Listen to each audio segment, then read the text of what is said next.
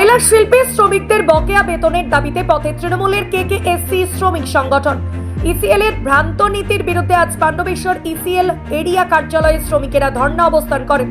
এই অবস্থানে উপস্থিত ছিলেন পাণ্ডবেশ্বর বিধানসভার বিধায়ক নরেন্দ্রনাথ চক্রবর্তী।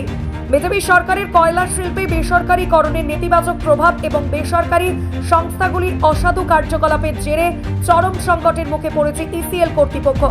কয়লার গুণগত মান নষ্ট হয় এবং শ্রমিকদের বেতন বকেয়া থাকার অভিযোগে তীব্র ক্ষোভ প্রকাশ করে চলেছে শ্রমিক সংগঠনগুলি। কয়লার গুণগত মান খারাপ হওয়ায় বাজারে ইসিএল এর কয়লার চাহিদা এবং বিক্রি উল্লেখযোগ্যভাবে কমেছে।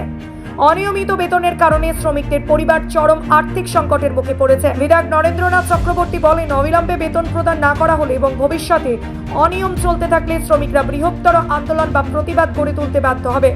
এই পরিস্থিতি সম্পূর্ণ দায়ভার কর্তৃপক্ষকে বহন করতে হবে বলে সব জানিয়ে দেওয়া হয়েছে। পয়সা নেই, কেন শ্রমিকরা সাফার করবে? যারা কয়লা খনি থেকে কয়লা তুলে নিয়েছে ঘাম রক্ত ভিজিয়ে, যারা ইসিএল এর জন্য লক্ষ লক্ষ কোটি কোটি টাকা মুনাফা করেছিল, সেই মুনাফার টাকা কোথায় গেল? ইসিএল যখন বিয়ে ফেলে গিয়েছিল তখনও এত খারাপ অবস্থা হয়নি, তখনও কাউকে মাসের বেতনটা ঠিক সময় পেত। দাবি কখনো বলেনি ম্যানেজমেন্ট যে দুবারে বেতন নিন।